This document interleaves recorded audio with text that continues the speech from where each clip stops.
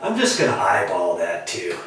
And you see the holes here? I'm gonna put the mark in the very center of the hole, the tall one. I'm not gonna put it up too high, too low.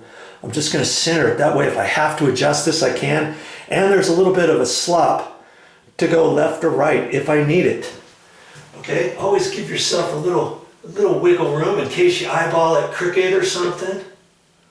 Okay, I'm gonna just mark it. I'm gonna raise that up just a hair right there. Okay, and I don't know if I'm gonna hit a stud right there or not. I don't really think I'm going to, because generally where you have an electrical outlet, and see I'm straight up above the electrical outlet, the stud's going to be to the left or to the right. It's hollow, solid. Here's the stud right there. And this is all hollow in here over to the inside corner. Okay? And so now, before I even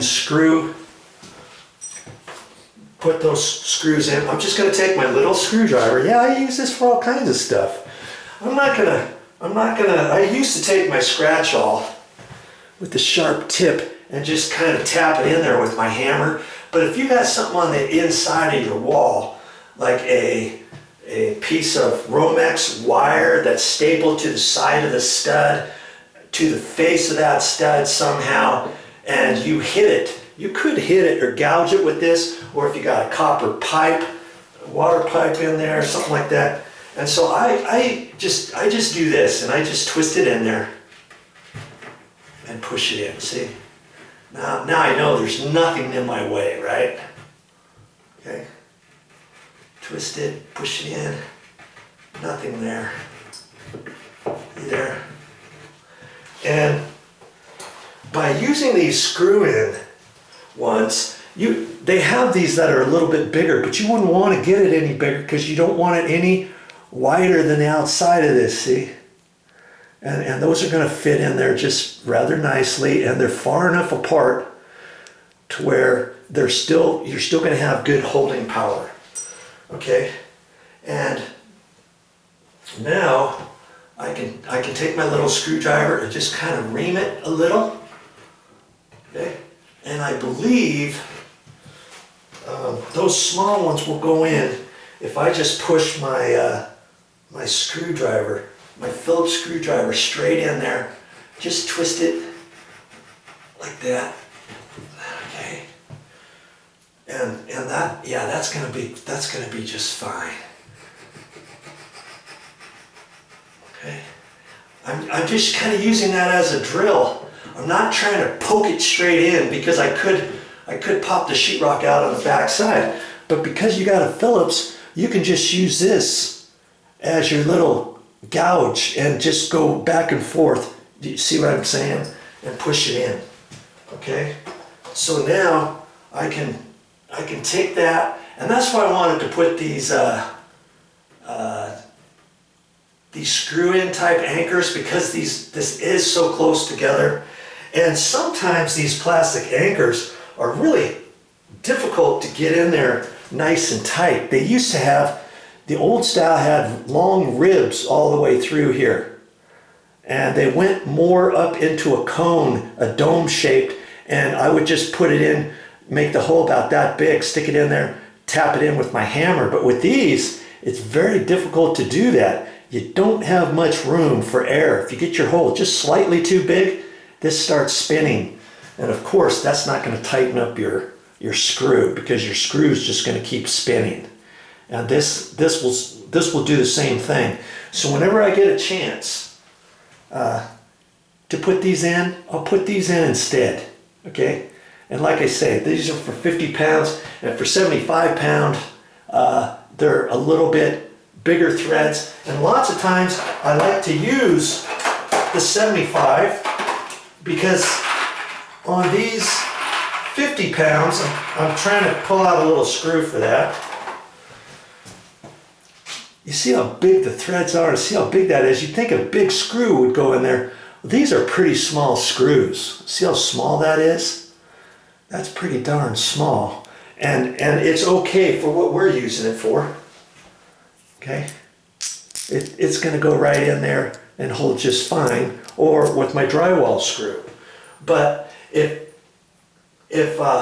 you need something with the bigger head, then obviously you're going to have to go with something with bigger threads than this even.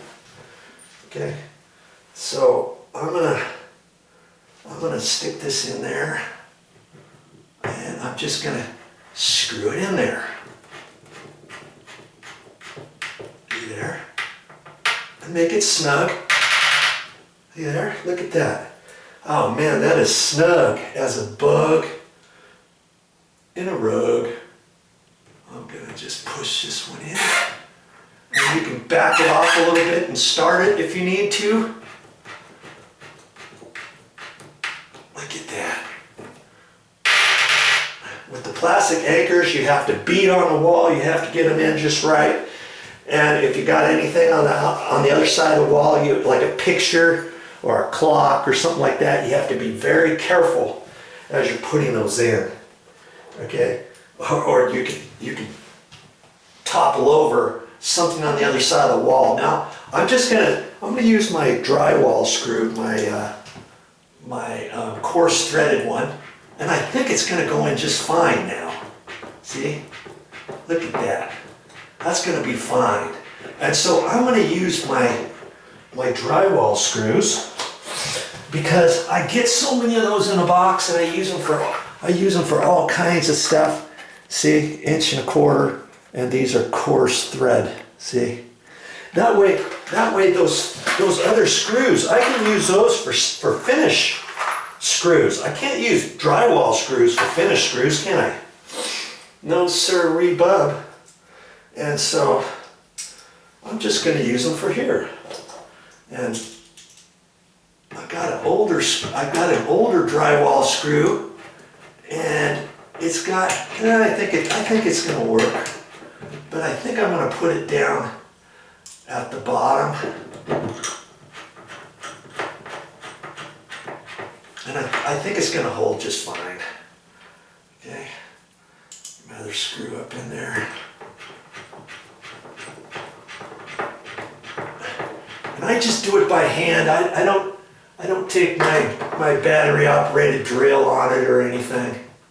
And I can look at that, and I've got the little pencil mark in the middle. I'm right where I'm supposed to be. Okay, I can look at that. That looks nice and straight.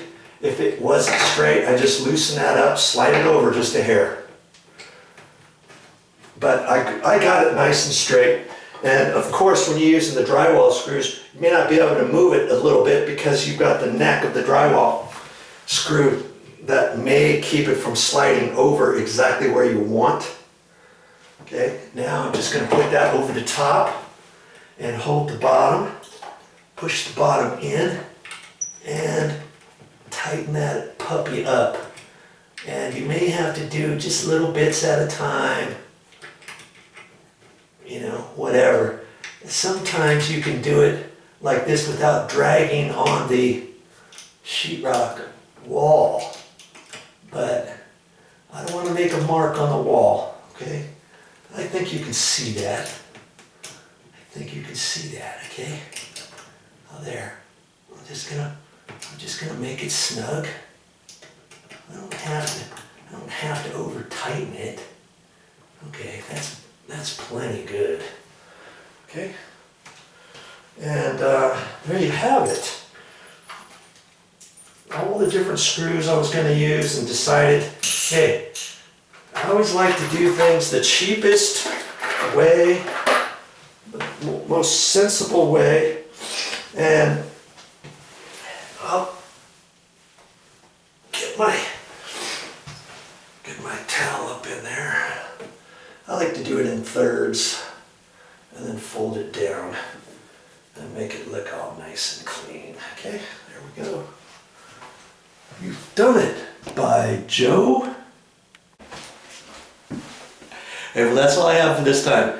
But I'll be back with more videos. You'll just have to stick around. I have no idea what I'm going to show next, I'll find something that might interest you and help you save some more money around the house.